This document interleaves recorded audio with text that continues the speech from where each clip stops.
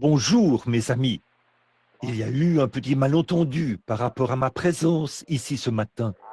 J'avais promis que lorsque je viendrais pour prier pour les malades, que Fresneville, en ferait l'annonce au cours de l'émission de radio. Mais pour une raison ou pour une autre, les secrétaires ne l'en ont pas informé hier. Voilà pourquoi ça n'a pas été publié, n'a pas été annoncé à la radio. Et il y a des gens qui avaient appelé et qui voulaient qu'on prie pour eux ce matin. Eh bien, j'étais un peu ému, comme on le dit, par la venue au monde d'un petit garçon, comme je le suis chaque fois, et j'en suis très reconnaissant. Quand l'infirmière est sortie de la salle avec lui, j'ai dit, Joseph, ça fait 4 ans que je t'attends. Je suis vraiment content que tu sois là. Alors il y a environ 4 ans, juste avant la naissance de la petite fille, avant que nous sachions qu'elle allait venir, eh bien, un jour, je priais après avoir lu la vie de Joseph dans la Bible. Et je me suis dit, quel homme parfait. Abraham, c'était l'élection. Isaac, c'était la justification. Jacob, c'était la grâce. Mais Joseph, c'était la perfection. Puis, il n'y en a plus, vous voyez, plus rien n'est dit à ce sujet. Alors, je réfléchissais sur Joseph, sur sa naissance et au fait qu'il était aimé de son père. Dites, en passant, j'ai reçu un télégramme ou un message en provenance de l'Afrique qui dit qu'ils sont en train de lui confectionner une tunique de plusieurs couleurs. Oui, monsieur, il l'attendait. Donc, j'étais là-bas, je suis allé dans la petite pièce et je me suis mis à prier. Oh Dieu, j'ai fondu en larmes en pensant combien ce Joseph était une personne merveilleuse et sur le fait qu'il avait été vendu pour 30 pièces d'argent, pratiquement 30 pièces d'argent comme Jésus.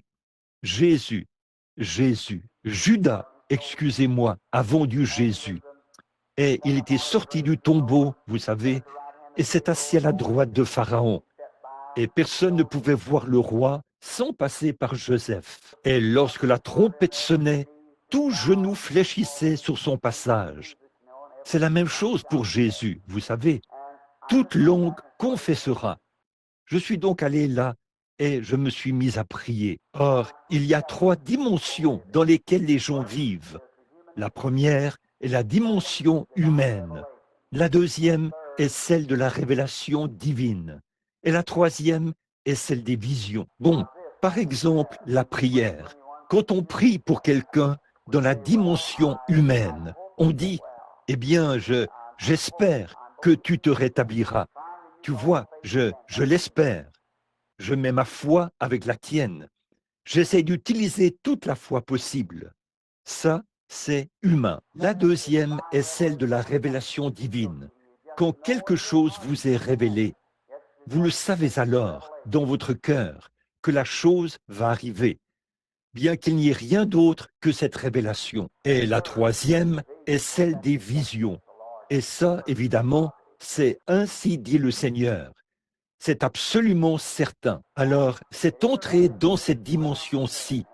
Et quelque chose m'a dit, tu auras un fils et tu lui donneras le nom de Joseph. Eh bien, j'avais une petite fille. Alors je me suis dit, eh bien, j'ai loué le Seigneur pour ça. Et juste environ un mois plus tard, nous avons appris que nous allions être de nouveaux parents. Alors je me suis dit que c'était peut-être mon Joseph. En fin de compte, c'était une Joséphine, c'était une fille.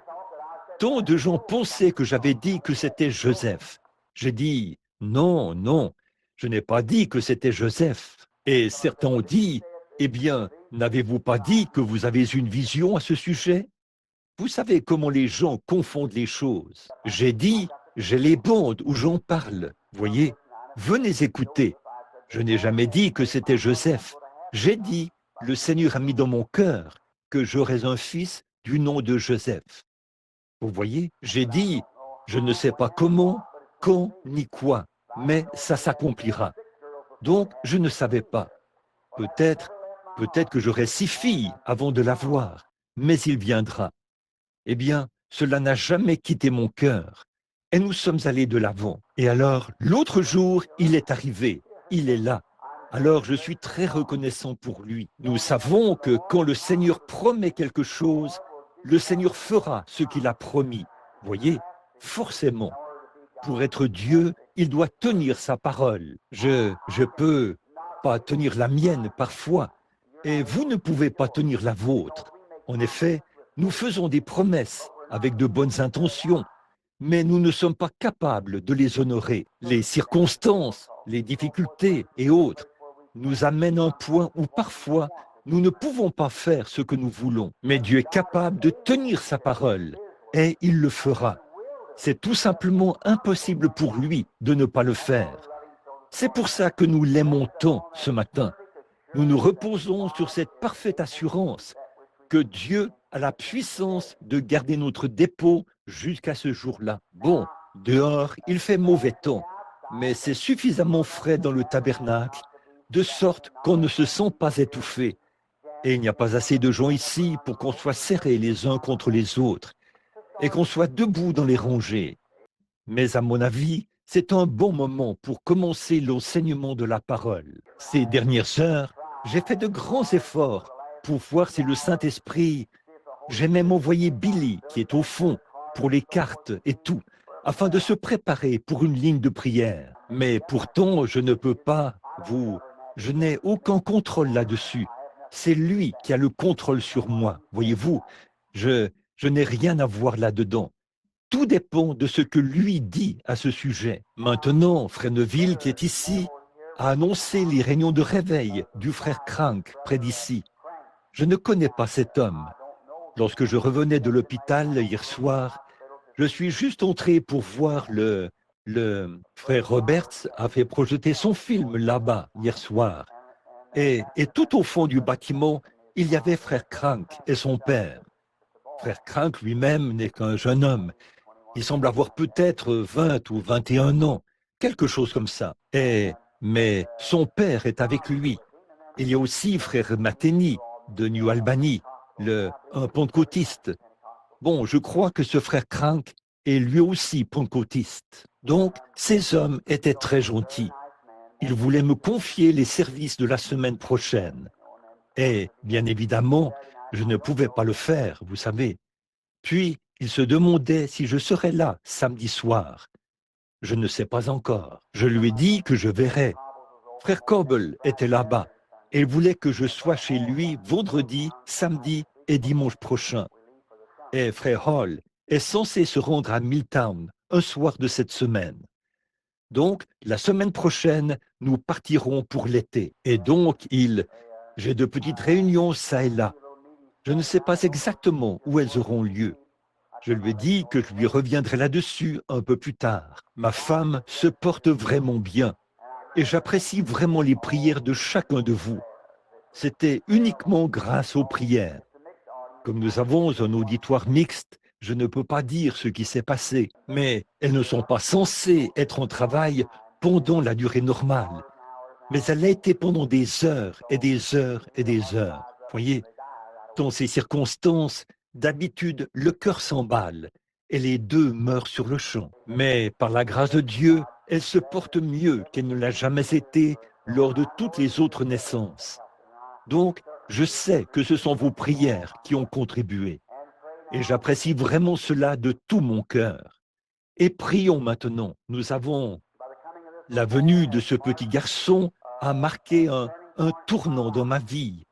Et il y a quelques jours, quand il semblait que sa naissance ne se déroulerait peut-être pas comme il se doit, et que tout semblait être contre nous, l'opposition. D'habitude, le moment le plus sombre, c'est juste avant le jour, vous savez. C'est le cours normal des choses chez l'être humain. Et alors, je suis allé à Greens Mill, dans la réserve scout, dans mon ancienne cabane, là. Je ne pouvais vraiment plus supporter cela. Alors je suis allé là-bas, seul avec le Seigneur Jésus, pendant quelque temps. Et il m'a simplement assuré que tout irait bien. Alors j'ai dit, Seigneur, je te promets qu'à partir de maintenant, j'ai eu tant de difficultés et tout. Des moments où, vous voyez, il y a probablement un ou deux nouveaux venus parmi nous ce matin. Je ne sais pas. J'ai ici le nom de quelques personnes qui voulaient qu'on prie pour elles. Alors j'imagine qu'il n'y a ici que le petit groupe des gens du tabernacle. Mais je traverse des situations dont le monde ne sait rien, ni les gens, voyez-vous, des choses très difficiles.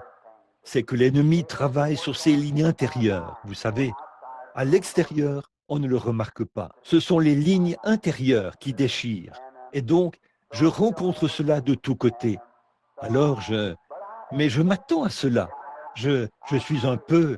Si ce n'était pas le cas, je me demanderais ce qui peut être, je ne sais pas, ça pourrait indiquer l'amitié avec le diable. Je sais qu'il est mon ennemi et je dois le rencontrer sur les champs de bataille. Alors, je suis si reconnaissant d'avoir un matériau avec lequel combattre, la parole du Dieu vivant. Elle demeurera pour toujours. Et maintenant, j'espère simplement que Dieu m'aide à réorganiser mes réunions, si bien que je puisse rester plus longtemps, et ainsi de suite. Soyez en prière. Frères et sœurs Schumann de l'Afrique du Sud sont en route pour venir ici. Il est le président de l'association pastorale de l'Afrique du Sud. C'est pour qu'on voit s'il est possible d'y aller cet automne, puis aller en Inde, et ainsi de suite. Frère Toms de l'Afrique du Sud est ici. Je l'ai rencontré l'autre jour. Il fait un travail formidable là-bas, parmi les indigènes. La raison pour laquelle j'aime bien le programme de Frère Toms, c'est que le programme dont il parle est qu'il a mis en œuvre, de concert avec Frère Tommy Osborne. C'est ce que je pense être juste et digne d'être soutenu. En effet, il envoie des missionnaires indigènes. Vous voyez, après tout, un indigène en sait plus long sur un indigène. Nous pourrions faire venir un homme de l'Australie ici. Il serait un frère. Nous l'aimerions, nous l'accepterions et tout. Mais il ne connaît pas les coutumes américaines, les manières de faire américaines. Il faut un Américain pour faire ce travail comme il faut. Qu'en serait-il si nous faisions venir ici quelqu'un qui vient de la Chine? Eh bien, c'est un missionnaire, mais il parle probablement un peu d'anglais. Ce serait tout décousu, et ça n'aurait pas autant d'effet que quelqu'un qui sait comment s'y prendre avec les Américains, comment travailler avec les Américains, comment agir selon leurs coutumes, et ainsi de suite. Et c'est comme ça que ça se passe. Ici, nous sommes un peu comme dans de grands blocs ici, ceux du nord, du sud, de l'est et de l'ouest, et d'autres qui ont l'accent irlandais, et ainsi de suite. Tenez, il n'y a pas longtemps, j'étais en Cali, en Floride, et un soir, il y avait un frère bien-aimé qui faisait une compagne. Il s'appelle frère Jackson, et Gail Jackson, un de mes convertis à la guérison. Alors, j'étais tout au fond. Et vous savez, d'habitude, en ce qui concerne les offrandes et tout, je ne fais pas connaître mes besoins aux gens. Si le Seigneur pourvoit, tant mieux. S'il ne le fait pas, eh bien, nous trouverons ailleurs ce qu'il manque. Alors, Gail est venu là et il a dit à l'organisateur, il a dit, eh bien, comment ça va côté finance? Il a dit, oh, il nous manque juste environ 1000 $ ou un peu plus, peut-être 1500 pour qu'on soit flot. Il a dit, le problème, c'est que vous ne savez pas comment vous y prendre avec ces gens du Sud.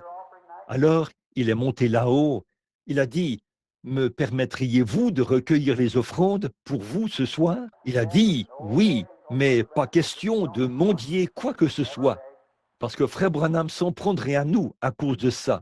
Il a dit, nous ne mendions jamais. Alors, il s'est avancé là, a simplement dit quelques mots, et il y avait 2000 $ de l'offrande.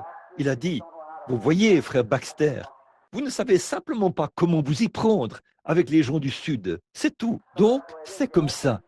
Vous devez être habitué aux manières des gens du Sud. Vous devez être habitué aux manières des gens du Nord. Vous devez être habitué.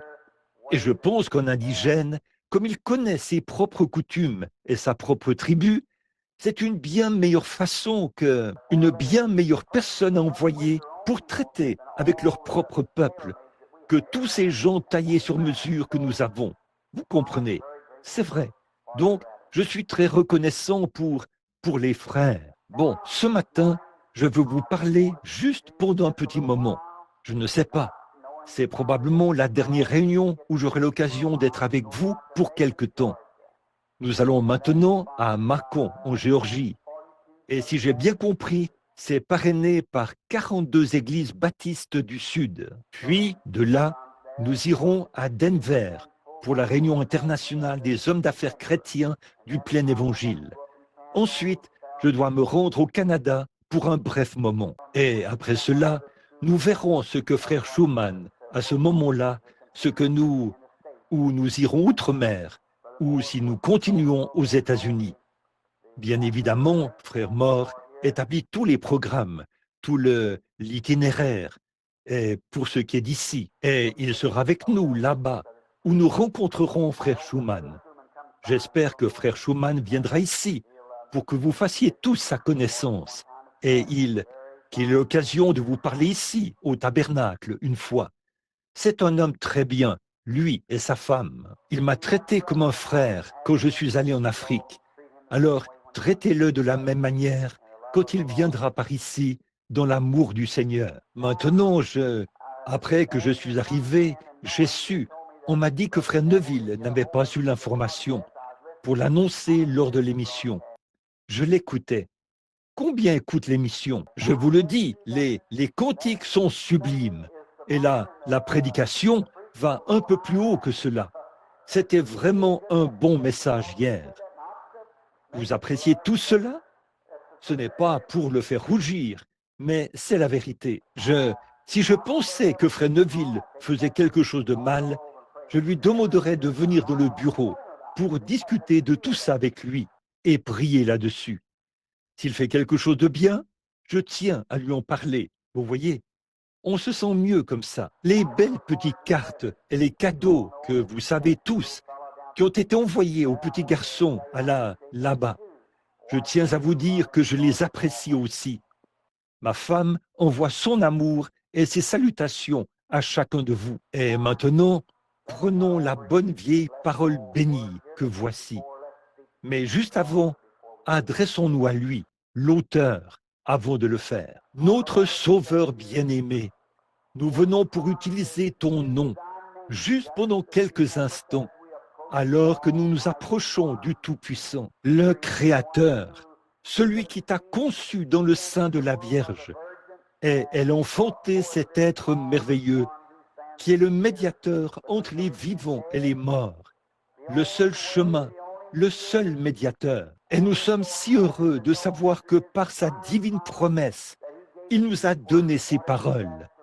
Tout ce que vous demanderez au Père en mon nom, je le ferai. Alors, aujourd'hui, nous te demandons au nom du Seigneur Jésus, Père bien-aimé, de recevoir les actions de grâce qui viennent de notre cœur, alors que tu es toujours présent dans ton sanctuaire pour entendre les louanges de tes enfants. Et nous sommes reconnaissants aujourd'hui pour toutes les bénédictions, pour la santé et la marche de l'Église et de l'œuvre, partout dans le monde. Nous en sommes si reconnaissants. Et Père, nous te prions de continuer. Et que non seulement tu continues, mais que tu répandes aussi la double portion sur l'œuvre, partout, car nous croyons que le temps tire à sa fin. Tout indique la fin. Nous ne savons pas exactement le jour, mais nous souhaitons être préparés, comme notre Seigneur Jésus nous l'a prescrit. Et maintenant, Père, nous te remercions. Je tiens à te remercier personnellement aujourd'hui pour mon petit garçon. Ta promesse a mis 4 ans à s'accomplir. Mais moi, l'Éternel, je l'ai plantée. Je l'arroserai jour et nuit. Tu accomplis toujours tes promesses, Père. Même si la vision, même si elle tarde, elle parlera quand même. Forcément, parce que c'est la parole et la promesse de Dieu. Nous n'avons pas peur. Nous allons simplement de l'avant, sachant que toute chose concourt au bien. Je te remercie d'avoir fait en sorte que la mère puisse donner naissance sans problème. Alors qu'elle a des douleurs et qu'elle souffre aujourd'hui, je te prie de la soulager. Nous savons que c'est quelque chose de naturel, mais donne-lui du réconfort, Père. Bénis-la là-bas aujourd'hui et fais qu'elle rentre rapidement à la maison. Tiens-toi près de ton serviteur, alors que nous avançons ensemble maintenant, là-bas, sur les champs de bataille, pour moissonner le grain et le ramener au grenier, par amour pour le Maître. Bénis l'Église ici, bénis notre pasteur bien-aimé, ton serviteur, qui est fidèle au poste.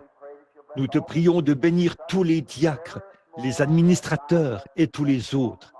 Que tes bénédictions reposent sur eux tous. Ce matin, nous te prions de bénir les membres du clergé et les nouveaux venus parmi nous.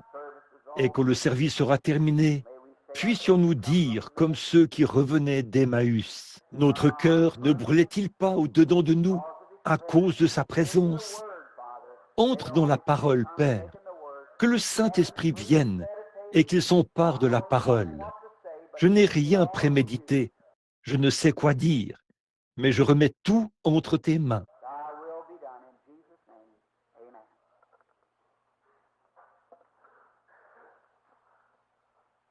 Que ta volonté soit faite au nom de Jésus. Amen. Prenons un petit passage de l'Écriture, si vous le voulez bien, dans le livre de la Genèse, en commençant au chapitre 6, juste pour lire une petite citation ici dans la parole.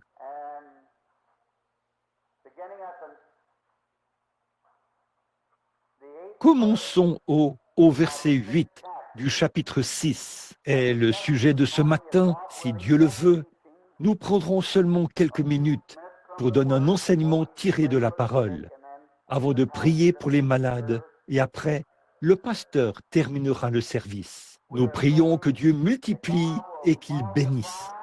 Je vois une petite fille assise ici, au premier rang.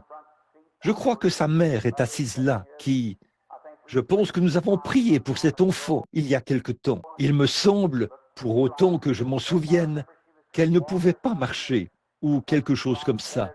Ou on dirait qu'elle va beaucoup mieux aujourd'hui, et j'en suis si reconnaissant. Nous prions continuellement Dieu de répandre davantage son esprit et sa puissance sur son Église et sur son peuple, partout, afin que notre foi s'élève bien au-delà de tous les manquements de la vie, afin que nous soyons plus que vainqueurs et que nous vainquions par celui qui nous a aimés et qui a donné sa vie pour nous.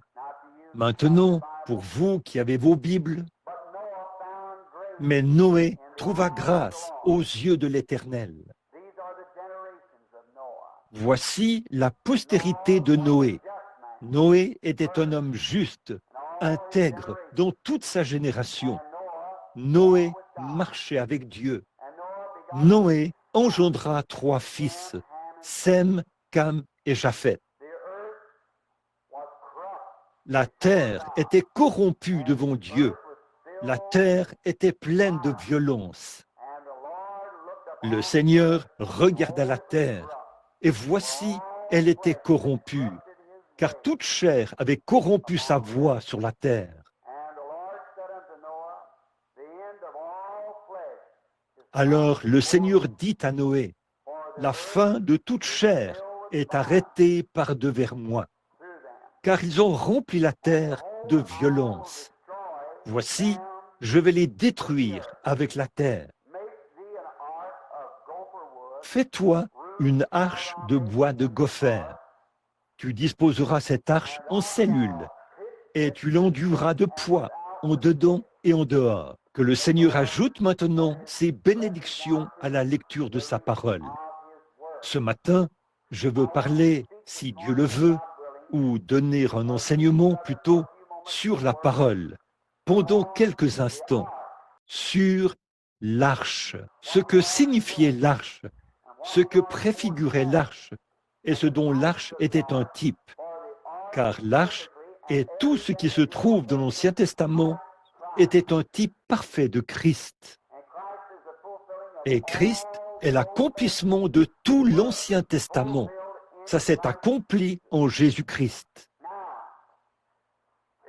Bon, c'était une période de destruction, la période juste avant la destruction. La terre entière était remplie de violence. Si vous remarquez, partout vous voyez les hommes commencer à se multiplier. Les gens commençaient à se rassembler. De grands rassemblements de gens. Ça se poursuit. Cette ville devient peuplée. La population augmente. Bientôt, on commence à y installer des moyens de divertissement. Après cela, on passe aux jeux d'argent. Des jeux d'argent, on passe à la beuverie. De là, la beuverie, on passe à la prostitution. Puis, on a des ménages brisés, le mariage, le divorce et ensuite le meurtre. Ça continue d'empirer, d'empirer, d'empirer, comme une chaîne sans fin. Quand Dieu marchait seul avec l'homme, lui, il trouvait grâce devant Dieu. Mais quand les hommes ont commencé à se multiplier et qu'on s'est mis à en avoir d'autres et d'autres et d'autres, alors ils se sont mis à... Là, Satan avait un plus grand champ d'action. Il se peut que cet homme-ci croit un peu en penchant de ce côté-là et que l'autre penche un peu de ce côté-ci. Alors, quand Satan se présente là, il envenime le tout et ça devient ceci et cela. Et les imaginations commencent à prendre de l'ampleur. Puis, la corruption s'installe. Et quand Noé, vous remarquerez qu'entre les générations, après le meurtre d'Abel, Dieu l'a remplacé par Seth. Bien entendu, les historiens nous rapportent qu'Adam et Ève ont eu 70 fils et filles. Mais dans la Bible, on ne rapporte que les 3 fils, Cam, Sem et Japheth, étaient les fils de Noé, excusez-moi. C'est Cain, Abel et Seth, qui étaient les fils de Noé ou les fils d'Adam. En fait, je suis un peu sous le coup de l'émotion depuis ces quelques derniers jours, depuis la naissance de mon Joseph. Alors, je mélange un peu les choses. Remarquez que cette lignée de Cam, après qu'il ait été transporté à travers cela, nous allons, à travers la destruction antédiluvienne, toute sa postérité a sombré dans la méchanceté. Quand nous en venons à la lignée de Caïn, la même chose s'est produite. Ils sont allés dans le pays de Nod. C'est ce que Caïn a fait. Il s'est marié là-bas. Il a pris sa femme et s'est installé là-bas. Et par la suite, les hommes sont devenus comme des géants. Quand les enfants d'Israël sont arrivés là-bas, ils ont trouvé des hommes dont certains avaient même des doigts de 35 cm de long. Réfléchissez à ça. C'étaient de grands géants. David a tué Goliath, qui était un homme très grand. Et il a dit que sa lance ressemblait à une aiguille de tisserand. Et combien il mesurait plus de 2,75 m. Et oh, combien il était fort. Mais si vous remarquez, à cette époque-là, une grande civilisation s'est formée à partir de cette lignée de Caïn qui a commencé à arriver. Quand les hommes commencent à se multiplier, ils se lancent dans l'instruction pour apprendre différentes choses et tout. Et ils découvrent des choses, des inventions. L'un est un grand artisan du bois. Oh, combien ils ont construit et se sont mis à construire et à construire. C'était là un signe que le temps de la fin était proche. Avez-vous jamais vu le genre d'édifice que nous construisons maintenant? C'est de nouveau le signe du temps de la fin. Ils étaient de grands artisans du métal. Ils avaient découvert ce qu'ils pouvaient faire avec du métal. Regardez ce qu'ils font avec le métal aujourd'hui. Ils fabriquent même. L'autre jour, j'ai entendu à la radio qu'on construit maintenant des maisons en acier ou en métal. Ils ont abattu pratiquement tous les arbres. Alors, ils les construisent en aluminium, en acier et ainsi de suite. Et il y a de grandes découvertes dans le domaine de l'instruction et de grandes avancées dans le domaine de la science, des progrès scientifiques. C'est un signe du temps de la fin. Regardez ce que la science a accompli ces dernières années. Oh là là, les choses qui ont été accomplies. Qu'est-ce que ça veut dire? Le temps de la fin est proche. Un signe que tous les croyants, les ministres en chair, devraient prêcher cela de toute leur force, le montrer aux gens. Nous franchissons des étapes importantes et tout indique que c'est la fin. D'abord, l'écriture. La Bible de Dieu que nous lisons et que nous croyons aujourd'hui indique que c'est la fin, qu'elle n'est pas très loin. Le grand monde de la science déclare que la fin est en vue. Un autre important repère, le zodiaque, par le calendrier et tout ça, l'astronomie et tout, déclare que la fin est en vue. La pyramide déclare que la fin est en vue. Tous les grands points de repère déclarent que la fin est en vue. Nous sommes au temps de la fin. Remarquez, mais Dieu, dans sa grâce souveraine, avant le temps de la fin, il fait référence à cela maintenant en Jésus. Jésus a bien dit ce qui arriva du temps de Noé, avant le déluge.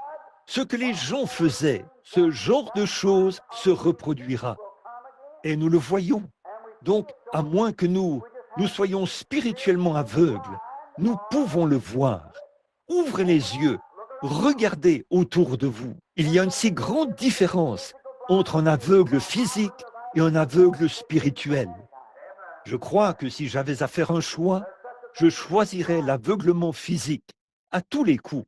Oui, être aveugle, ça existe. Tenez, il n'y a pas longtemps, un ministre a dit, « Si vous êtes un serviteur du Seigneur, frappez-moi d'aveuglement. » J'ai dit, « Vous êtes déjà aveugle. » Il a dit, « Moi, aveugle ?» J'ai dit, « Oui, monsieur. » En effet, il tournait en dérision la guérison divine.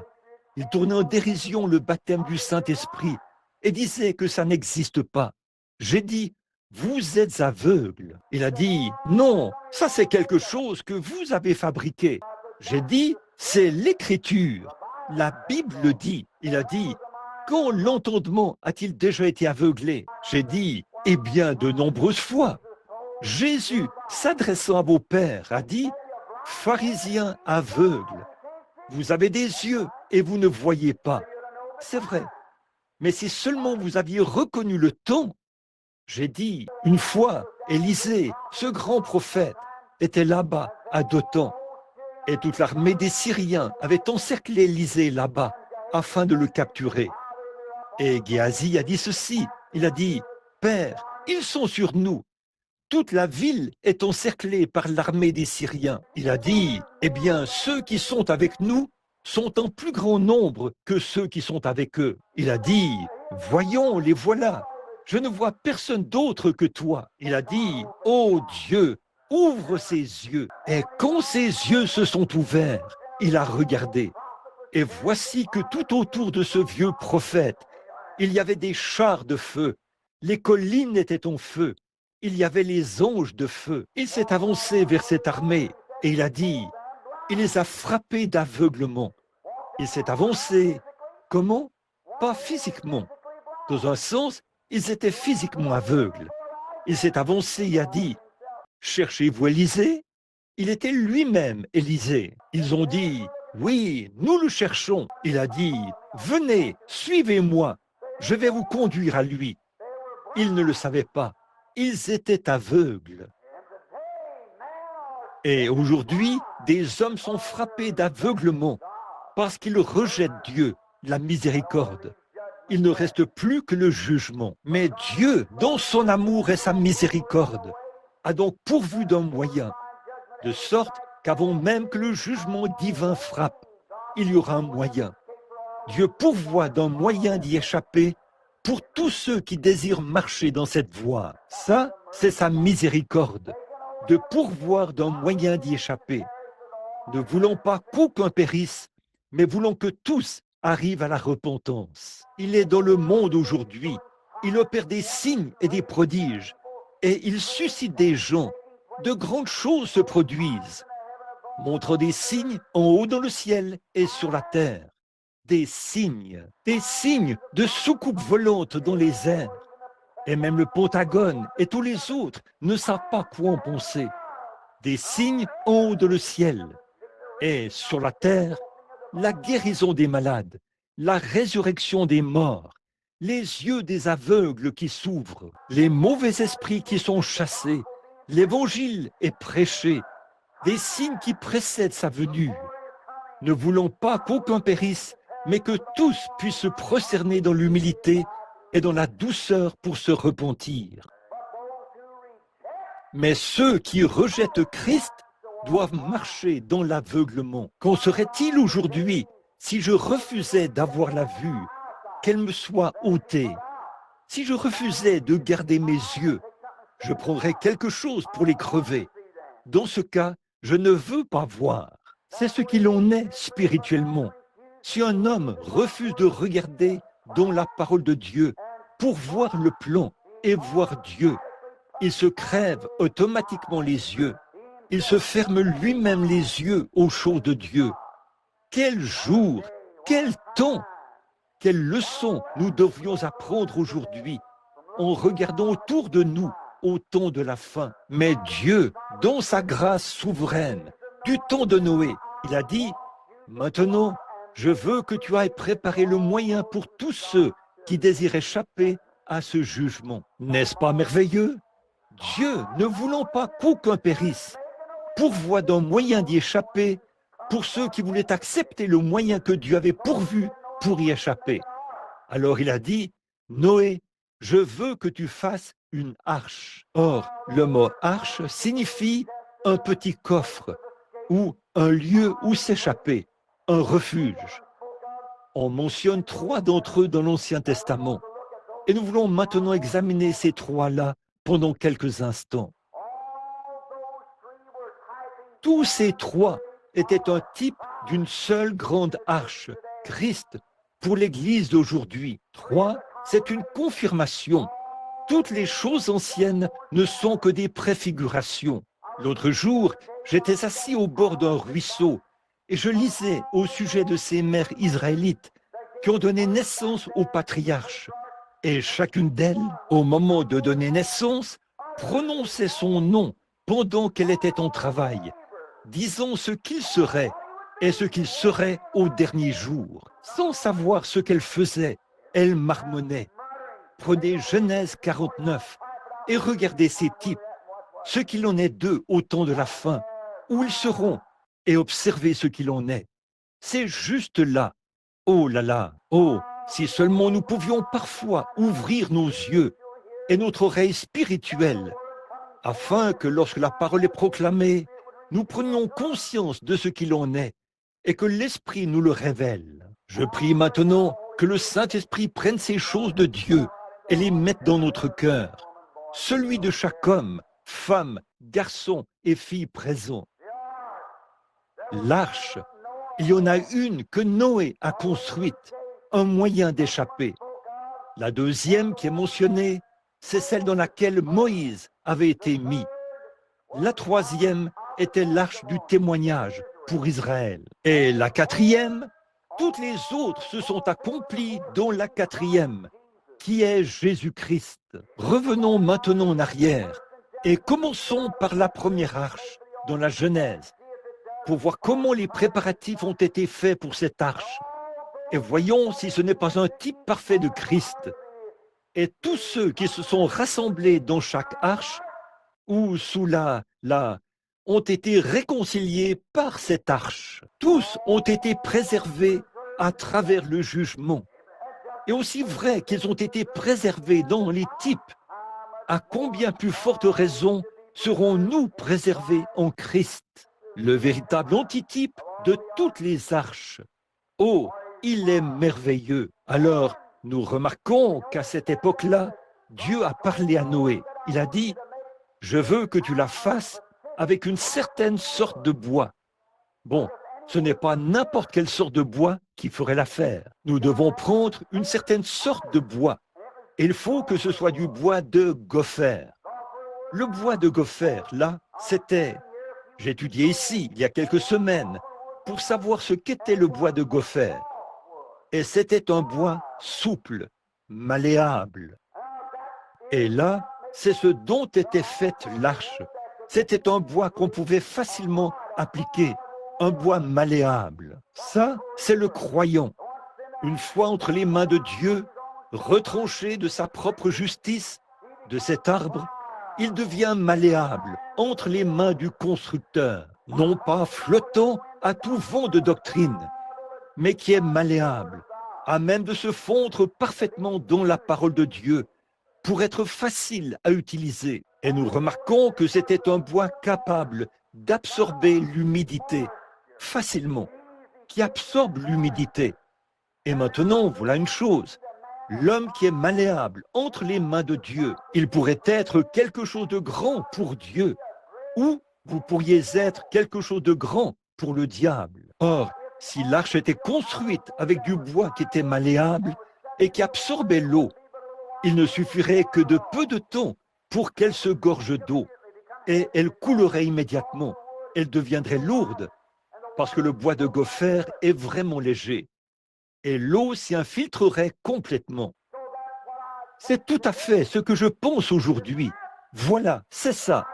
Je crois qu'aujourd'hui, le problème qu'ont beaucoup d'hommes et de femmes sincères de nos jours, c'est qu'ils ne sont pas prêts à s'abandonner complètement, mais ils courent après l'erreur. Et c'est pour ça que l'arche se gorge d'eau et ne peut pas aller plus loin. Elle monte et descend, et elle est sur le point de couler. Alors, regardez bien comment le Saint-Esprit a pourvu d'un moyen là-bas.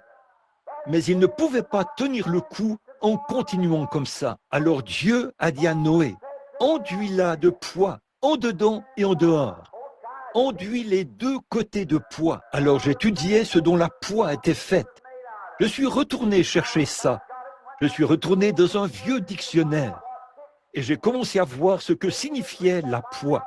En grec, j'ai vu que la poix signifiait une chose et qu'elle signifiait aussi une substance. Mais pour obtenir la poix, il battait un autre arbre pour l'en faire sortir. C'était comme de la résine. On la faisait sortir en battant l'arbre et on la faisait bouillir, puis on la versait dessus. Et ça devenait de la poix. Comme c'est beau. Ce bois, avant qu'il soit abattu, une certaine sorte de bois qu'est l'humain. Christ, dans son humilité, était humain. Et l'Église, qui est son arche aujourd'hui, il entre dans son Église, qui n'est rien d'autre que son propre corps spirituel ici sur terre. C'est que Christ a été abattu et on a fait sortir la vie de lui en le frappant, afin qu'elle soit appliquée à l'Église. Ainsi, ce bois souple de gopher, une fois que cette poix chaude était versée dessus, il l'absorbait rapidement à l'intérieur et à l'extérieur, et cela le scellait. Amen. Oh, vous le voyez? Un seau, souple, absorbant la parole de Dieu. Christ a déversé le Saint-Esprit qui bouillonne. Amen. Cela ne coule pas quand c'est froid. Il faut que ce soit chaud.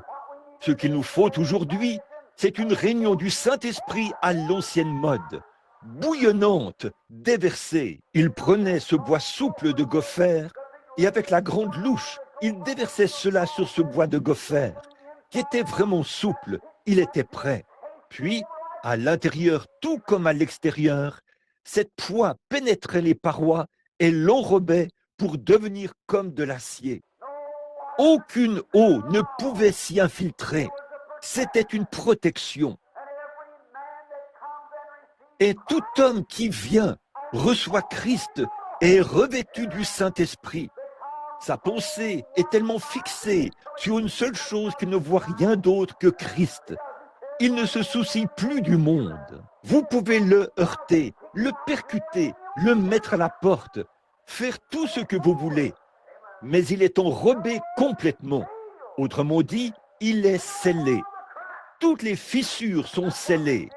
Voilà ce qu'il faisait avec la poix. Et la Bible dit ce que... Savez-vous ce qu'est le scellement pour ceci, pour cette arche d'aujourd'hui? Éphésiens 4:30 dit « N'attristez pas le Saint-Esprit de Dieu par lequel vous avez été scellés ou enduits de poix, enrobés complètement jusqu'au jour de la rédemption. Amen. Entièrement scellés. Chaque petit morceau de bois, chaque petite brèche, chaque petit trou, chaque petite fissure, chaque petit pore du bois est tout simplement scellé et enveloppé par l'Esprit de Dieu. Oh, comme c'est merveilleux. Vous voyez, si vous l'appliquez à froid, il y aura des trous d'air dedans. Si jamais ça se heurte contre un rondin ou quelque chose, ça pourrait le faire éclater, parce qu'il y a un défaut là-dedans. Mais quand c'est chauffé, qu'on verse cela, alors ça pénètre partout et scelle cela des deux côtés, à l'intérieur et à l'extérieur. Amen. Un type parfait de Christ et de son Église. Il fallait qu'un arbre soit abattu, battu et meurtri, et que tout son jus en soit extrait. Puis, cela était appliqué à un autre arbre pour le préserver à travers le jugement. Christ a été abattu afin que, par sa vie et par le Saint-Esprit, l'Église soit transportée à travers le jugement. Vous le voyez? Quelle belle image! Oh là là! Ça vous réjouit, n'est-ce pas? Ça fait palpiter votre cœur. Voyez? Tout cela parlait de Christ. Tout ce qui se trouvait dans l'Ancien Testament parlait de Christ. Ça le préfigurait. Quelqu'un me parlait l'autre jour. Il a dit, « Frère Branham, comment se fait-il que ceci arrive et que cela arrive ?» Eh bien, il est assis ici en ce moment. Je mangeais à une table. J'ai dit, « Sœur, retournez en arrière. Prenez toutes ces choses et retournez au commencement. » J'ai dit, ce que cette personne était avant tout, avant qu'il y ait qui que ce soit, avant qu'il y ait une seule cellule. Cette personne était esprit. Voilà le point fondamental. Gardez cet esprit droit. Tout ce qui vient de cet esprit, de cette manière-ci, périra. Que ce soit les maisons, les terres, les foyers, la santé, ou peu importe ce que c'est périssable. Et cela retournera directement à cet esprit. Alléluia. Et ça retournera à l'esprit. Alors, gardez ça droit. Peu importe ce que vous possédez ici dans ce monde, ou ce que vous ne possédez pas, gardez votre cœur en harmonie avec Dieu. Car c'est toutes vos maisons, vos terres, tout votre argent, toutes vos maladies, toute votre santé, tous vos enfants, tout ce que vous avez ici sur cette terre, tout vous quittera et vous retournerez tout droit au commencement. Si cela est en règle avec Dieu, vous reviendrez, aussi sûr qu'il y a un Dieu au ciel. Si ce n'est pas en règle avec Dieu, vous devrez prendre l'autre voie. Vous êtes ici pour faire un choix. Faites-le aujourd'hui pour Christ. Remarquez, oh là là, une autre chose que ce mot voulait dire, quand il est dit « enduit », enduis-la de poids, enduis-la de goudron ou imprègne-la de résine. Cela signifie faire l'expiation. Bon, le mot poids signifie faire l'expiation. Dans Lévitique, le même mot qui a été utilisé dans la Genèse pour parler de la poix est utilisé dans Lévitique pour parler de l'expiation. Pour faire l'expiation, eh bien, en effet, expier, c'est se tenir au milieu. Et la poix qui avait été absorbée dans le bois de gopher, dans l'arche, avait pour but d'éloigner ou d'expier la colère qui était dirigée vers le croyant. Vous le voyez, Noé ne pouvait pas être frappé par la colère, par les eaux du jugement. Oh, je le vois maintenant. Vous saisissez? Écoutez, il ne pouvait pas subir le jugement parce qu'il y avait une expiation entre lui et le jugement. Et le jugement, c'était l'eau qui recouvrait le monde. Et le croyant en Christ est bien à l'abri. Amen. Non pas par ses propres mérites, mais à cause de son obéissance. L'obéissance en étant entré dans l'arche. La seule chose que Noé avait à faire, c'était d'entrer dans l'arche. Il n'a même pas eu besoin de fermer la porte. Dieu l'a fait lui-même. Entrez. Voilà tout ce que fait le croyant. Il marche par la foi en Christ. Dieu s'occupe du reste. Celui qui écoute mes paroles et qui croit à celui qui m'a envoyé a la vie éternelle et ne vient point en jugement. Il est passé de la mort à la vie dans l'arche et il est en sûreté pour toujours. Amen. que le jugement frappe là où bon lui semble. Eh bien, j'imagine que parfois, l'arche se tenait sur un côté, ballottée d'un côté et de l'autre, et tout le reste. Mais Noé était en sûreté. La poix se tenait entre lui et le jugement. Et aujourd'hui, le sang de Jésus-Christ, le Fils de Dieu, se tient entre nous et tout le jugement. Amen. Il n'est point condamné, ne vient pas non plus en jugement, mais il est passé de la mort à la vie. Amen. Pourquoi? Parce qu'il est dans l'arche. Quel tableau parfait! Les arbres sont abattus. La manière dont ils ont commencé à vivre dans le monde, ils ont d'abord été abattus.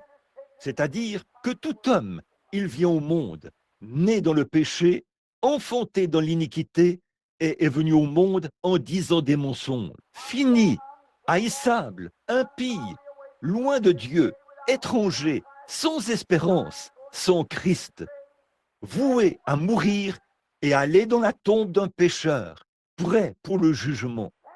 Et alors, la parole vient, plus tranchante qu'un couteau quelconque à deux tranchants. Elle abat l'arbre, le taille, en retranche toutes les épines et tous les aiguillons.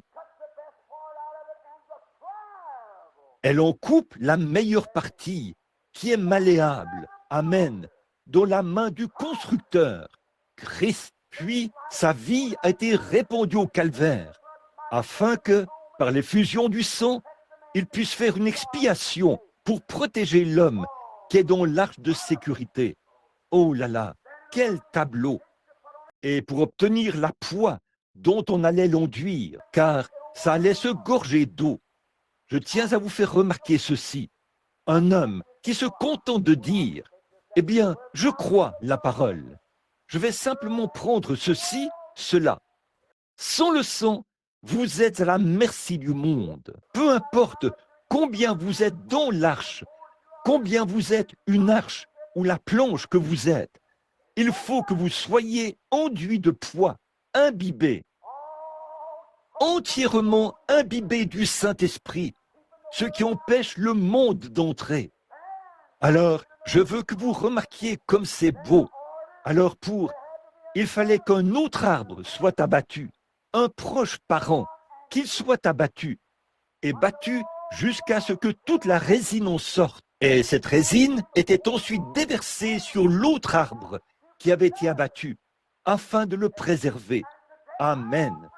Et aujourd'hui, préservé pendant combien de temps?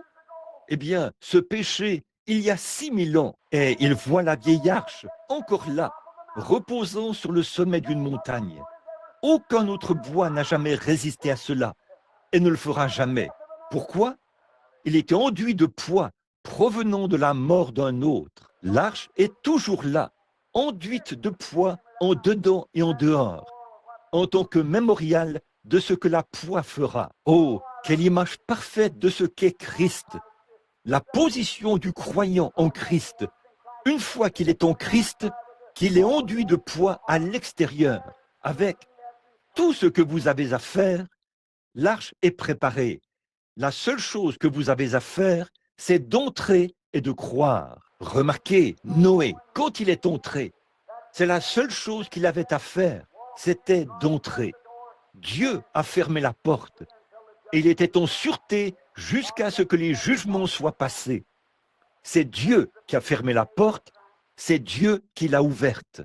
Voilà le croyant aujourd'hui en Christ. Remarquez, on va faire vite là. L'arche suivante qui a été mentionnée, nous allons l'aborder un instant, c'était Moïse. La Bible a déclaré que ce petit panier était une arche. Et remarquez, elle a été fournie par la mère, celle qui lui a donné naissance. Amen. Pas par un séminaire, pas par une expérience théologique, mais celui qui donne la naissance aux croyants a préparé l'arche pour lui, l'a transportée à travers le jugement, cousue. Elle l'a tressée avec les petites tiges qu'ils avaient à l'époque, comme une petite tige de maïs, une tige de lin. On a encore cela en Égypte. On peut encore voir ces mères emmener leur petit bébé avec elles, en traversant le Nil, le pousser en traversant, pendant qu'elle traverse à gué. Un petit panier, de la même manière, elle le pousse dans un panier de l'autre côté du Nil. Et elle est allée lui faire une petite arche. Et la façon dont c'est fait, c'est qu'on entrelace les tiges quand on confectionne cela. C'est comme ça que font les tisserands. Ils entrelacent cela en un mouvement de va-et-vient. Ensuite, elle est allée l'enduire de bitume. Le bitume, c'est de la poix, encore une fois. Le même mot, bitume, examinez-le d'un bout à l'autre. Regardez et voyez s'il n'est pas dit poids ou expiation.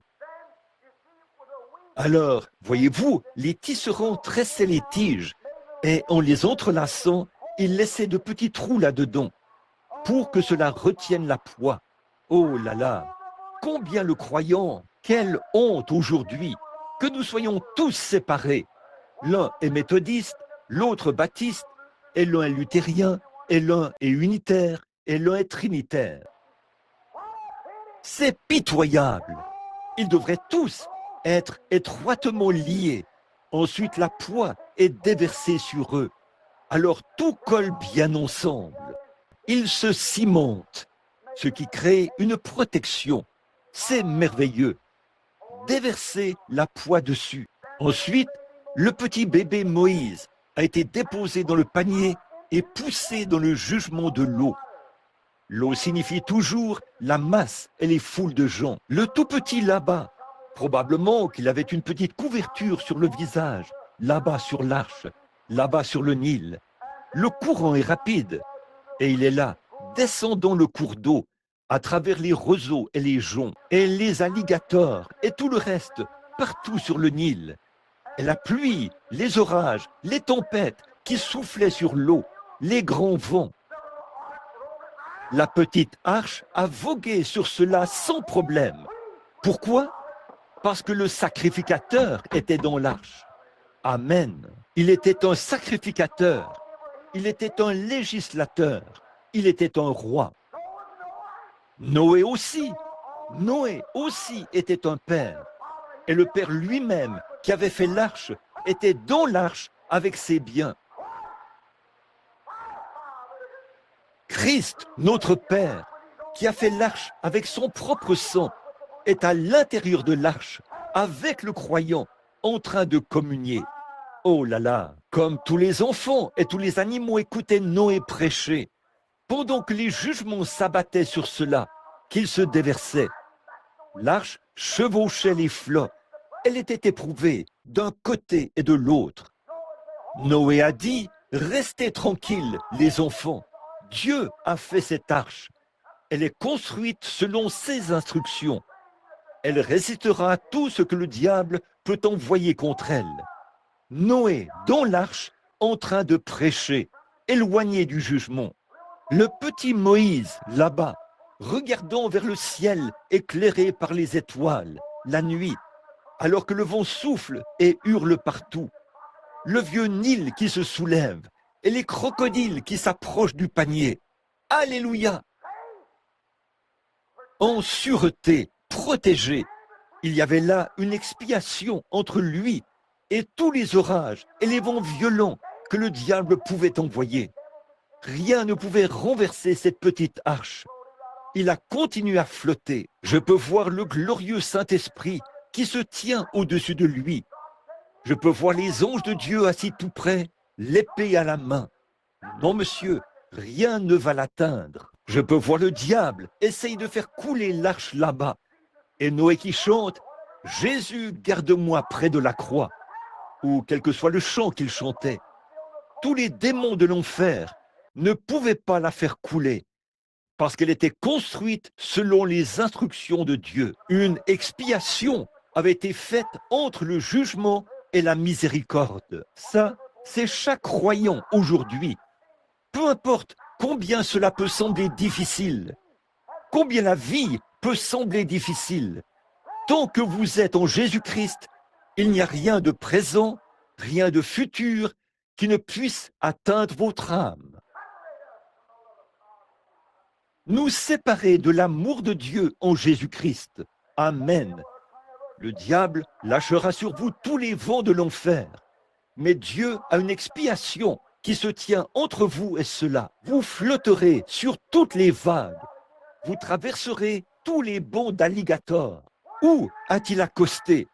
Exactement dans la voie pour devenir le roi de toute l'Égypte. Alléluia. Et un de ces jours, quand cette vieille arche accostera de l'autre côté du Jourdain orageux, nous marcherons en tant que sacrificateurs et rois devant Dieu. Nous tenons sous l'expiation du sang du Seigneur Jésus-Christ. Il l'a donné gratuitement à celui qui veut.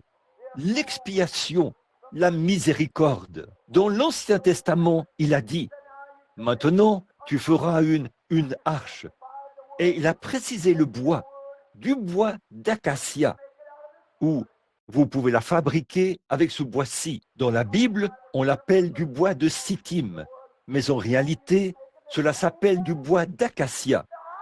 Et vous pouvez la faire avec la même chose, l'arche. Et il a dit, tu la feras et tu la couvriras d'or. Observez cette arche, voyez si elle était un type de Christ. Remarquez, chaque fois, c'en est un type. Noé était un type de Christ. Il préparait un moyen. Moïse aussi. Maintenant, observez l'arche de l'Alliance. Il a dit, tu la feras de bois d'acacia et tu la couvriras d'or. Quiconque connaît l'Écriture sait que l'or représente la divinité et que le bois représente l'humanité.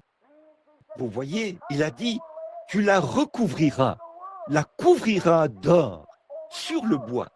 C'est la divinité sur le bois. Christ sur l'Église, à l'intérieur et à l'extérieur. Couvert de la divinité. Vous aurez un couvercle sur le dessus. Ce sera un propitiatoire. Et toutes les lois reposeront dans cela. Mais avant de la mettre à l'intérieur, aspergez-la de sceau. La loi représente le jugement. Mais entre la loi et l'assemblée, il y avait un rideau. Car la divinité se tenait là, un type de Christ.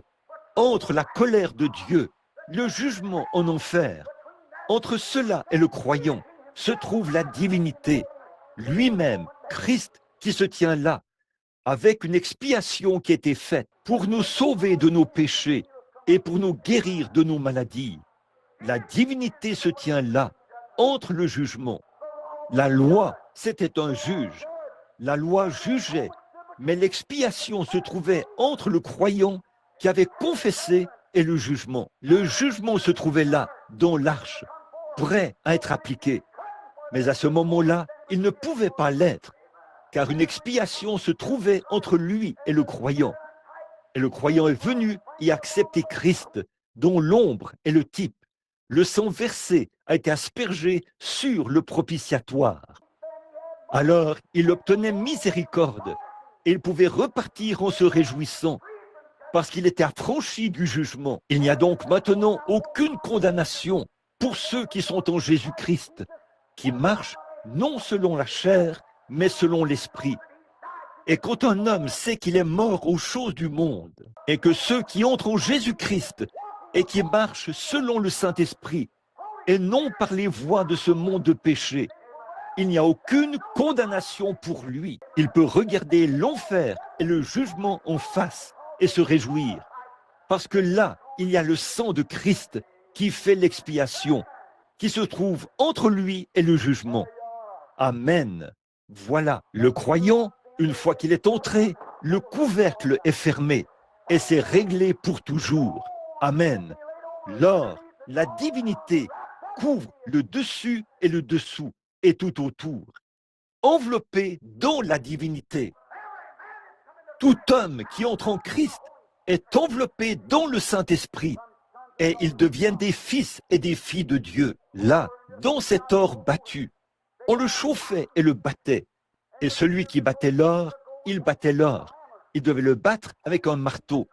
Et il battait l'or jusqu'à ce qu'il y voie son reflet. Ensuite, on le chauffait, on le répandait sur l'arche et cela pénétrait dans le bois. Oh là là! Quand le Saint-Esprit, qui est la puissance, le Saint-Esprit est le feu, est répandu sur le croyant par le sang de Christ, cela fait une expiation pour lui. Il est à l'abri de tout jugement divin. Est-ce que cela inclut la maladie? Oui, monsieur, absolument. Il n'est pas dit qu'on ne vous bousculera pas, qu'on ne se moquera pas de vous, qu'on ne sera pas après vous, qu'on ne fera pas ceci. Mais le malheur atteint souvent le juste. Bien des fois, quand l'arche est ballottée de ce côté-ci et de ce côté-là. Mais l'Éternel l'en délivre toujours. La vieille arche a été très ballottée. Elle a traversé bien des hauts et des bas, et bien des orages. Mais elle a quand même accosté sur le mont Ararat. De nombreux alligators se sont nourris. Ils ont traversé les eaux. De nombreux orages ont traversé la nuit. Elle a traversé bien des tempêtes sombres. Mais elle a accosté sans encombre parmi les joncs, où la personne destinée pouvait être amenée au trône de la nation, du plus bas au plus élevé.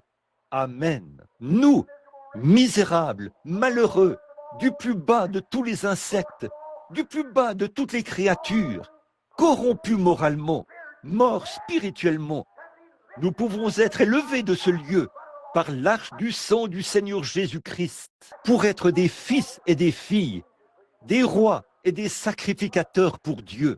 Quel tableau! Qu'est-ce que nous contemplons?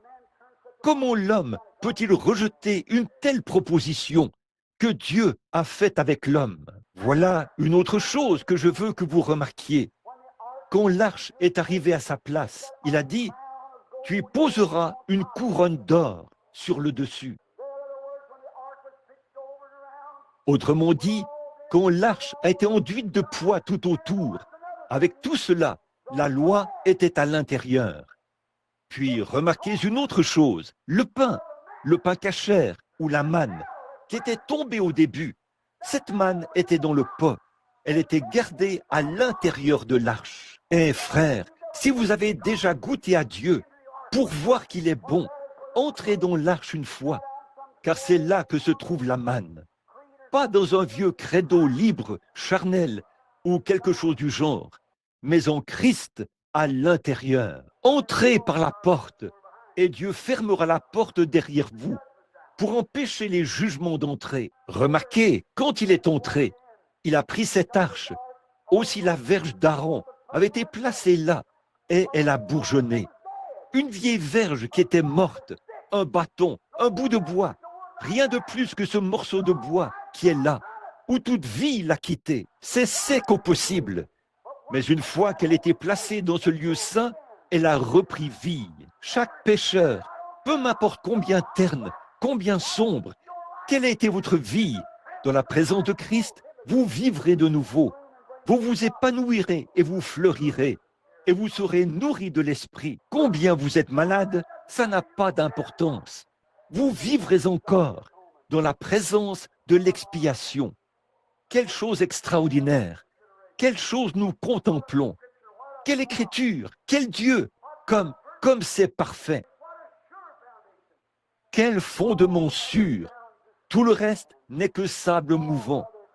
Tout le reste n'est que sable mouvant. Remarquez, il posait une couronne. Pourquoi? C'était le roi. Que signifiait cette couronne d'or posée sur le dessus d'une boîte? Cela signifiait qu'ici, avec cet or qui se trouvait par-dessus, l'humanité était couverte d'or. Du sang était aspergé sur le dessus.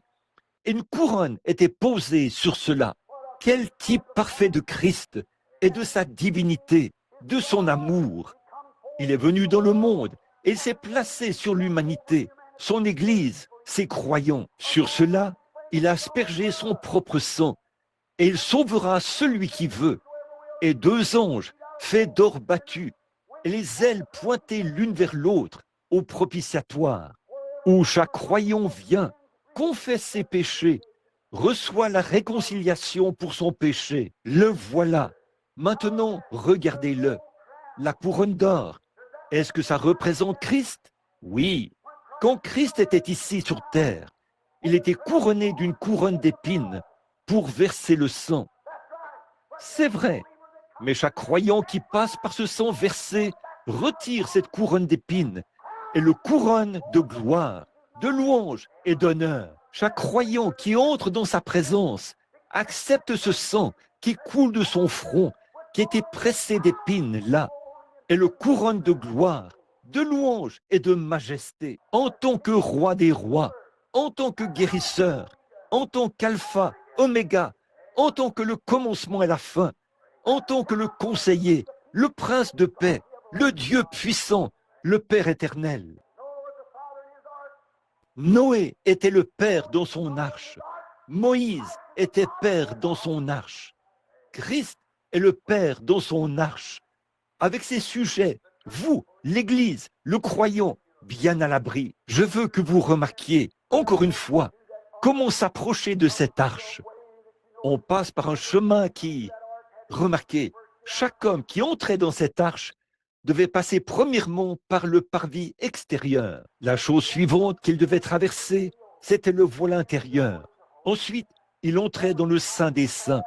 C'était Christ en tant que prophète, en tant que sacrificateur, en tant que roi, couronné. La première chose là, vous voyez que c'est de lui qu'on parle ici. Quand il est arrivé la première fois, il était prophète. Un homme qui vient à Christ doit premièrement venir à la croix. La croix était son sacerdoce. La croix était là, où il était représenté dans la mort. C'est là qu'il y a cette croix, où Dieu a tant aimé le monde qu'il a donné son Fils unique. Aucun homme qui a toute sa raison ne peut venir devant la croix, être amené devant lui sans avoir entendu Christ lui prêcher. Christ est le prophète, le prédicateur. Ensuite, la chose suivante qu'il fait, c'est qu'il traverse alors là, pour l'expiation. Il traverse le voile en tant que sacrificateur. Pour intercéder, il intercède, intercédant, assis à la droite de Dieu, intercédant pour le croyant. Et le croyant entre dans sa présence. Et alors Christ intercède pour lui, sur la base de la confession de ce qu'il croit. Quand il vient à la croix, il s'avance maintenant vers Christ. Il a dit, « Ô Christ, je sais que tu m'as prêché à travers la croix ta parole. Je te crois. Veux-tu avoir pitié de moi ?» Et Christ, l'intercesseur, intercède. Ensuite, il entre directement dans l'arche, dans le jugement, là, et porte sur lui tout le jugement de cette personne. Ôte tout péché et toute honte. La réconcilie avec Dieu. Par le sang de cette victime expiatoire, il la ramène dans la communion avec Dieu. Et il la met dans l'arche en sécurité pour toujours. Il n'y a aucune raison de s'inquiéter. Aucun mal ne peut être fait. Vous êtes en sécurité au possible. Que les tempêtes viennent, que tout arrive, que la maladie frappe, qu'il se produise tout ce que Satan désire envoyer. Dieu vous fera passer au travers de toutes ces secousses. Ne partez pas brusquement. Restez bien en Christ. Dites, Seigneur Dieu, sur ce roc, tu as dit, je bâtirai mon église, et les portes de l'enfer ne peuvent prévaloir contre elle. Je te crois, Seigneur Jésus. J'ancre maintenant mon âme dans un havre de repos. Oh là là, Christ, le capitaine en chef de notre salut, il se tient là, le grand vainqueur.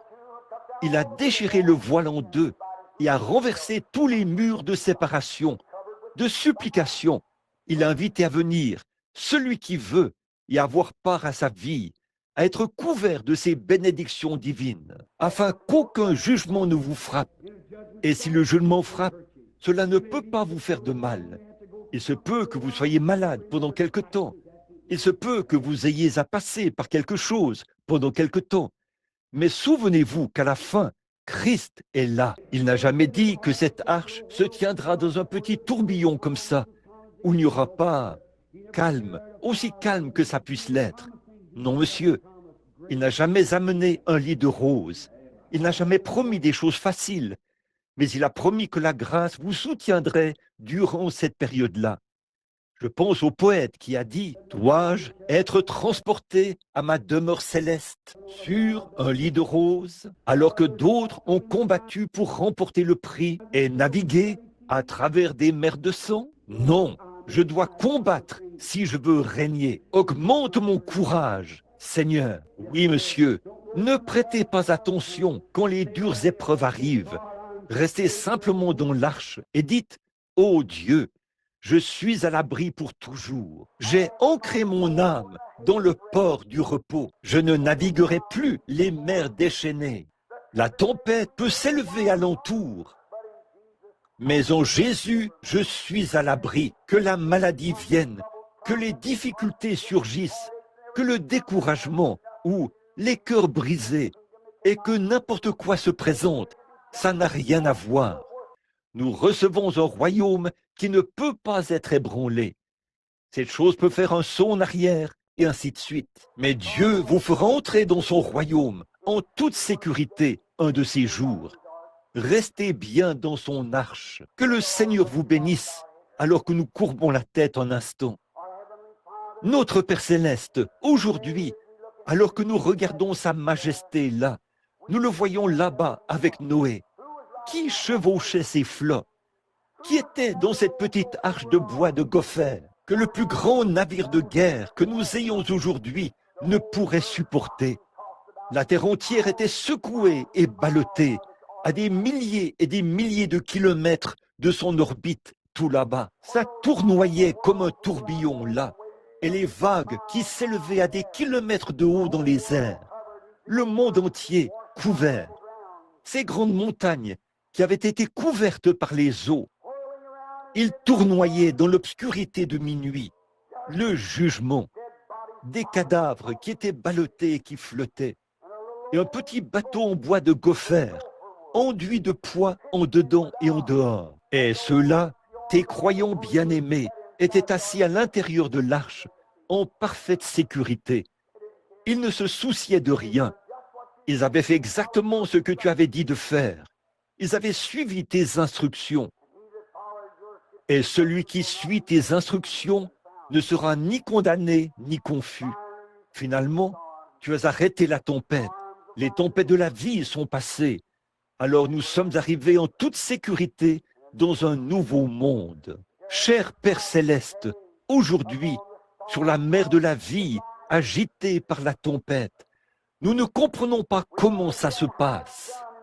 À une époque où la science médicale est extraordinaire, où les églises font de si grandes choses, mais nous nous sommes simplement bien ancrés en Jésus.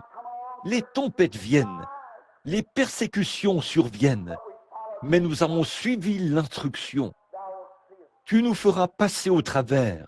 Ô Père Céleste, accorde ces bénédictions à chacun. Bénis le nouveau venu parmi nous ce matin. Bénis ceux qui ne sont pas sauvés. Et puissent-ils devenir tes enfants. Pendant que nous avons la tête inclinée, je me demande s'il y aurait quelqu'un ici qui est en dehors de Christ, qui voudrait lever la main pour dire « Frère Branham, je lève la main vers Dieu ». Juste pour que vous et lui la voyiez. Je veux qu'on se souvienne de moi et être amené à l'intérieur de l'arche avant qu'il ne soit trop tard. Voulez-vous prier pour moi? Voudriez-vous simplement lever la main pour dire « Souvenez-vous de moi » ? Que Dieu vous bénisse, monsieur. Que Dieu vous bénisse, monsieur. Que Dieu vous bénisse. Dieu vous bénisse, sœur. Que Dieu vous bénisse, frère. Quand les tempêtes de la vie font rage, reste près de moi. Je ne peux pas prendre la décision pour vous, mon ami. Je peux seulement prier pour vous. Vous devez prendre votre décision. Je ne crois pas que qui que ce soit, au cœur honnête, pourrait entrer dans la présence de sa majesté et voir l'amour qu'il a promis. Or, pourquoi avez-vous levé la main? Quelque chose frappe à votre cœur. C'est Dieu qui essaie de vous amener dans l'arche. Nul ne peut venir à moi si mon Père ne l'attire. Et tous ceux qui viendront à moi, je ne les mettrai pas dehors. Je lui donnerai la vie éternelle. Je le ressusciterai au dernier jour. N'ayez pas peur. Dieu dirige les vents. Dieu dirige l'arche. Il a déjà tout prévu. Eh bien, Noé n'aurait pas eu de victoire s'il n'y avait pas eu de tempête et d'épreuves. Si on nous fait passer dans un petit tunnel sans danger, il n'y a pas de joie. C'est en raison des tempêtes de la vie que nous avons la joie. Nous ne saurions jamais ce qu'est la lumière du jour si nous n'avions pas connu l'obscurité. Nous ne saurions jamais ce qu'est le sommet de la colline si nous n'avions pas de montagne. Nous ne saurions jamais ce qu'est une bonne santé si nous n'avions pas connu la maladie. Vous ne sauriez jamais apprécier le salut si vous n'aviez pas été autrefois pécheur. Dieu a fait toutes choses, la loi du contraste. Il vous aime. Maintenant, pendant que vous avez la tête inclinée et les mains levées, Dieu notre Père, je prie qu'aujourd'hui, alors que la porte est encore ouverte, les gens viennent de l'Est et de l'Ouest, du Nord et du Sud, ils se rassemblent. De grands signes se produisent. Dans les cieux, des phénomènes terribles. Les éléments atomiques de l'air ont été fissionnés. L'hydrogène se consume. Les soucoupes volent. Des missiles qu'on ne peut pas comprendre.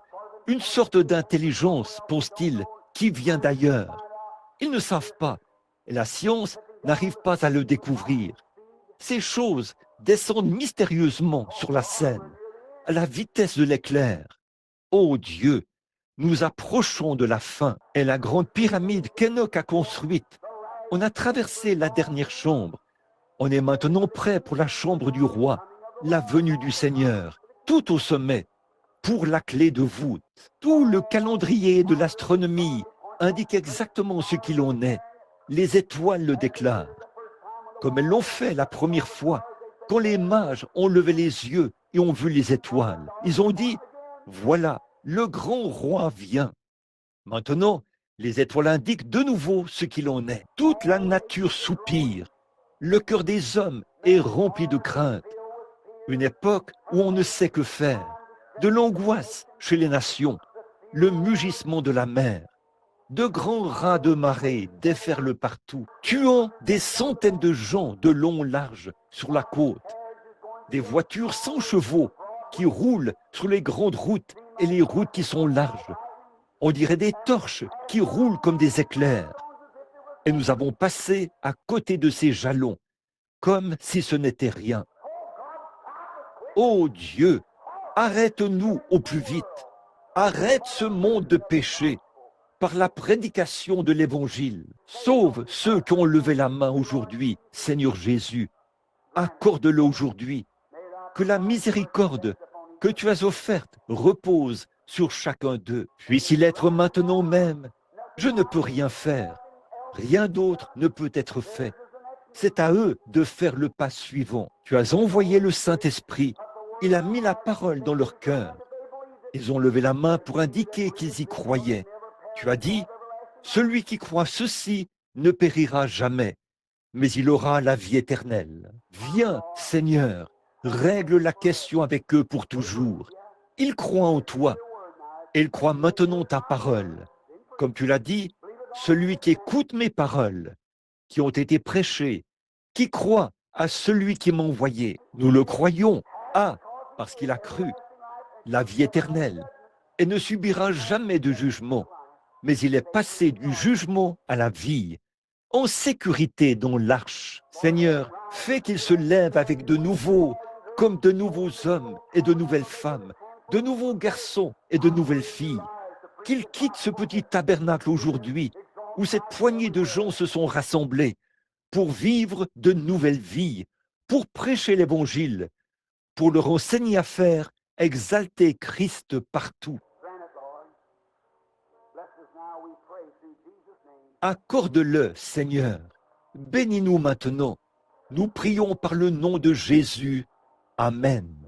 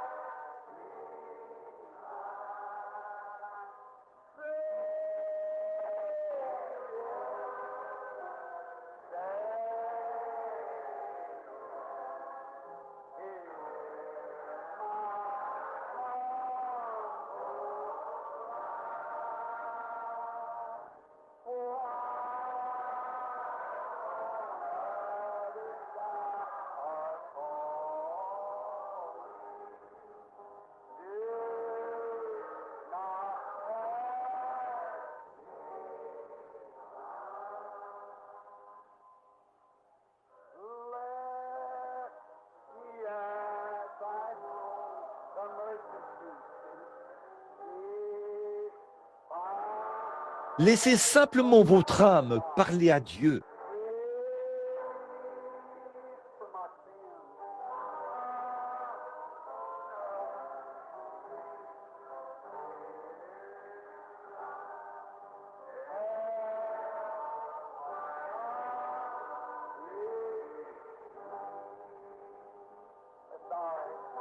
Courbons la tête.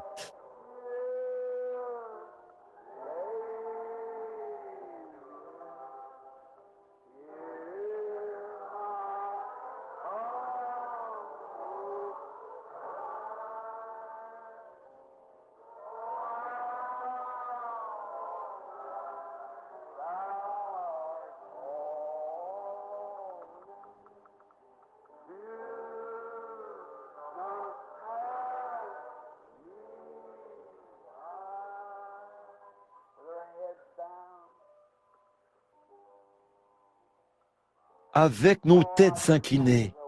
Oh, je pense au moment merveilleux. Chaque fois que je viens dans cette vieille bicoque, ici,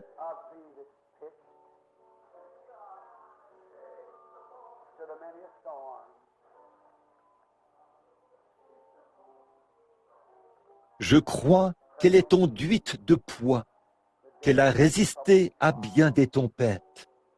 Berce-moi au jour de la détresse et des épreuves. Je vois Billy assis là-bas. Par contre, je me sens conduit par l'esprit à faire quelque chose de différent maintenant. J'ai simplement l'impression que Dieu veut que je fasse quelque chose d'un peu différent.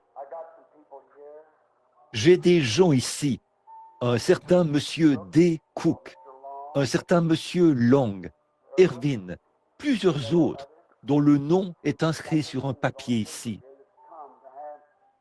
qui sont venus pour recevoir la prière et pour qu'on parle. Écoutez-moi maintenant, alors que nous sommes en prière. J'allais dire à Billy, passe dans l'allée et distribue des cartes de prière. Mais le Saint-Esprit a dit, ne fais pas ça. C'est pour cette raison que j'ai chanté, ne me laisse pas, ô doux Sauveur. Je me suis dit, qu'y a-t-il, Seigneur? Je veux vous dire ceci. Bon, si vous me croyez, écoutez.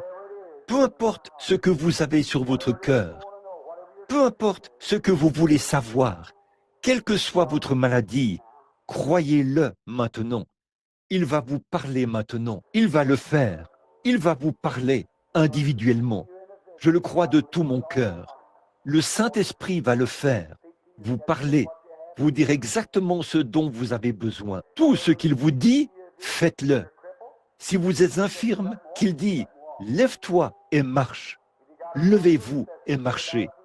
Si vous avez un concert et qu'il dit, oublie ça à partir d'aujourd'hui, faites-le. Voyez si ça n'arrive pas. Si vous êtes en danger, que vous ne savez pas de quel côté vous tourner, il vous dira exactement ce qu'il faut faire. Il le mettra dans votre cœur maintenant même. Ne doutez pas de lui. Allez le faire. Faites exactement ce qu'il vous dit de faire. Il le fera. Maintenant, pendant que nous avons la tête inclinée, ceux dont j'ai cité le nom, je veux qu'ils s'avancent ici à l'autel un instant, si vous voulez bien vous approcher. Et puis, s'il y a des gens du coin aussi qui veulent venir pour la prière, voudriez-vous vous avancer pendant que nous gardons tous la tête inclinée? Une chose très étrange. Je viens d'être très étrangement mis en garde par le Saint-Esprit pour quelque chose. Je me demandais comment faire ceci, mais il vient de me le dire, et je sais qu'il a raison, alors que ceux qui désirent être compris pour eux, un petit quelque chose devant Dieu, ou qui ont un besoin, la maladie, des problèmes financiers, physiques, matériels, quels que soient vos problèmes. Voudriez-vous maintenant vous avancer à l'autel un instant pendant que nous chantons ce couplet une fois de plus? Gardez la tête inclinée, tous sauf ceux qui s'avancent. Et maman qui est ici avec la petite fille, je veux que vous la meniez ici, ici même à l'autel. Très bien.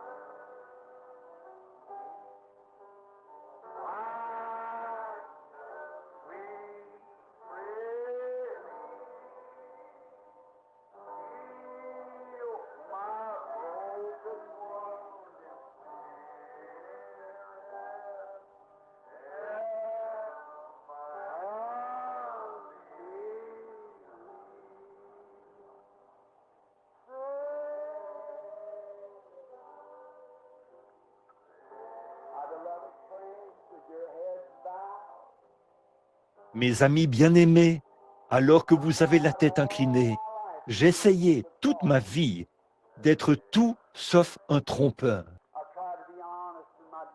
J'ai essayé d'être honnête dans mes rapports avec Dieu et avec mes semblables.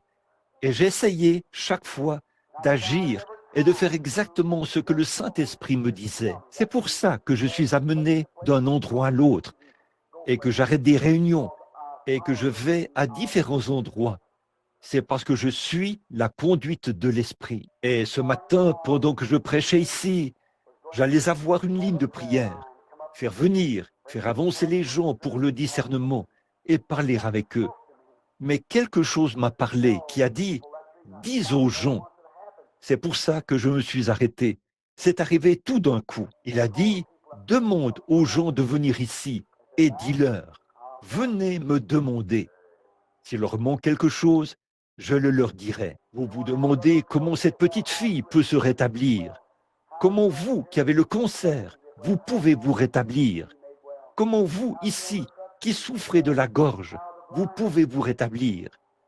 Comment vous, qui vous appuyez sur cette canne, vous pouvez être guéri. Comment vous, avec cette béquille, vous pouvez être guéri. Comment les aveugles peuvent recouvrer la vue. Comment vous, qui êtes affligés et en difficulté. Il y a quelqu'un ici qui a des problèmes de ménage, des problèmes de famille. Comment puis-je m'en remettre, frère Branham? Il vous le dira tout de suite. D'autres problèmes, vous vous posez des questions au sujet de ceci, cela ou autre chose. Ce qui frappe votre cœur, maintenant, suivez cela et voyez si ce n'est pas juste. Suivez-le simplement et voyez si ce n'est pas vrai. Ne changez pas d'avis, tenez-vous-y. Il a dit qu'il vous parlerait.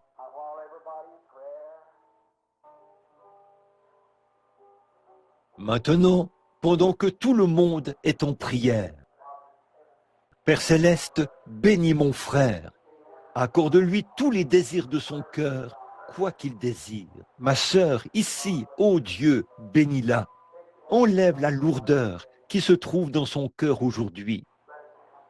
Bénis ma sœur, Père, que l'Esprit vienne sur elle. Ô Dieu, bénis ma sœur. Accorde-lui les désirs profonds de son cœur. De même à ma sœur ici, par le nom de Jésus, Père, accorde-le. Tu vois cette petite fille chérie. Nous sommes si reconnaissants que tu es ton fait pour elle, Père. Tu nous as aidés il n'y a pas longtemps. Je te prie de rétablir complètement cet enfant et que ce soit une révélation pour les autres, afin qu'ils puissent croire en toi. Je bénis cet enfant ce matin au nom de Jésus-Christ et je maudis la maladie de son corps. Bénis mon frère bien-aimé aujourd'hui, Seigneur, que sa foi ne faillisse jamais, alors qu'il regarde là-bas au calvaire, te connaissant là. La foi, quelle que soit la foi qui repose là, Dieu confirmera cela et l'accomplira. Vous pouvez retourner à votre place maintenant. Bénis mon frère Morgan. Donne-lui ce que son cœur désire. Quoi qu'il demande aujourd'hui, puisses-tu l'accorder au nom du Seigneur. Bénis ma sœur, Seigneur, et donne-lui ces choses qu'elle désire par Jésus-Christ. Dieu notre Père, mon frère, je te prie, afin que le désir de son cœur puisse s'accomplir. Notre frère ici, du rassemblement en campement de l'Oyo, Père Céleste, puisse le désir de son cœur, puisse-t-il trouver ce désir en Jésus-Christ. Et je te remercie pour la guérison, Seigneur. Dieu notre Père, je prie, alors que mes mains sont posées sur mon frère, que le désir de son cœur lui soit accordé.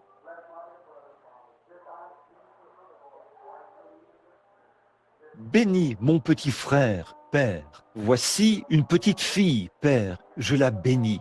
Au nom du Seigneur Jésus, puisse-elle obtenir ce qu'elle demande au nom de Jésus. Accorde-le. Bénis ma sœur, Seigneur, au nom de Jésus.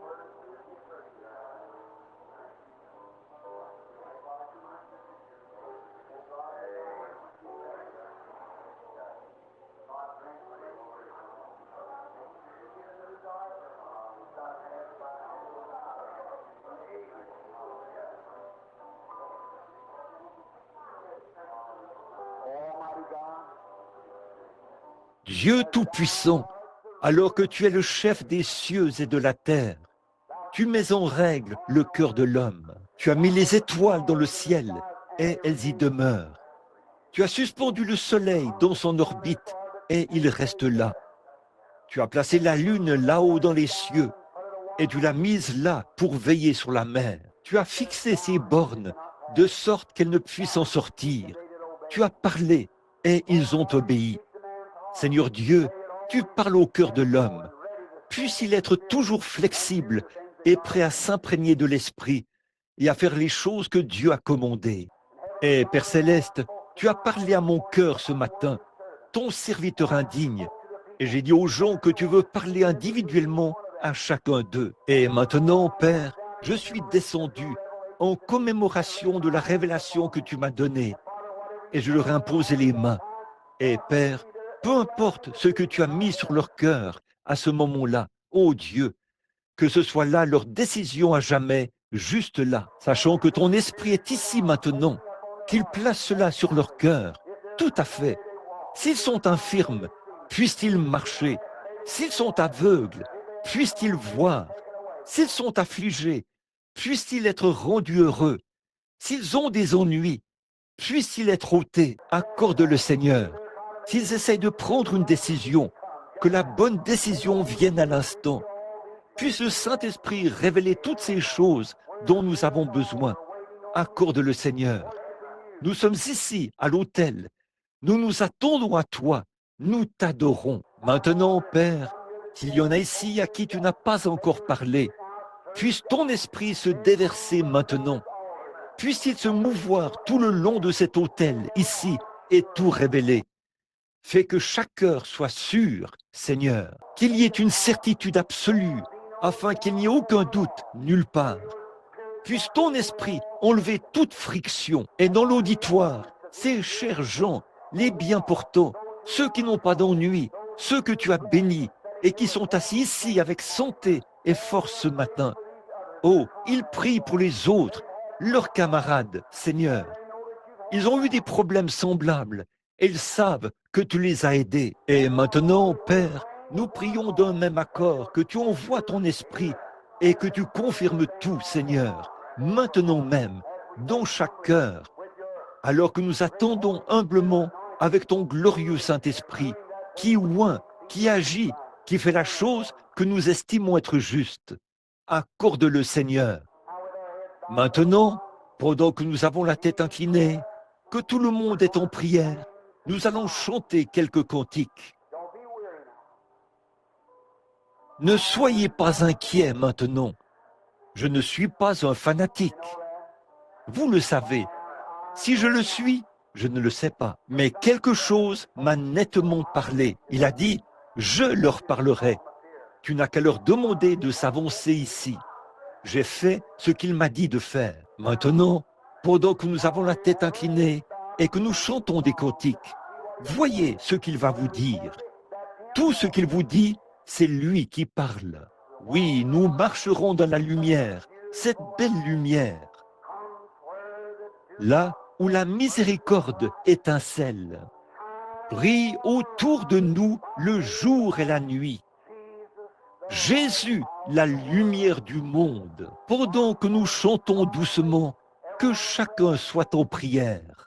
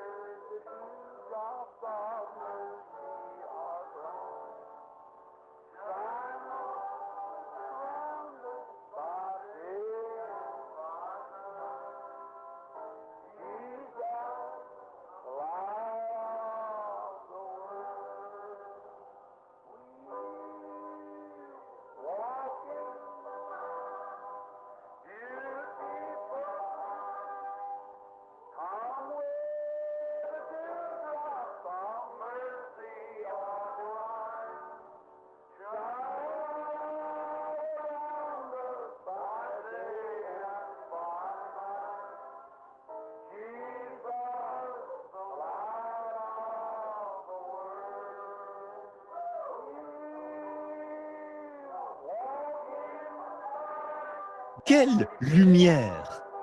Il la donne maintenant, la lumière.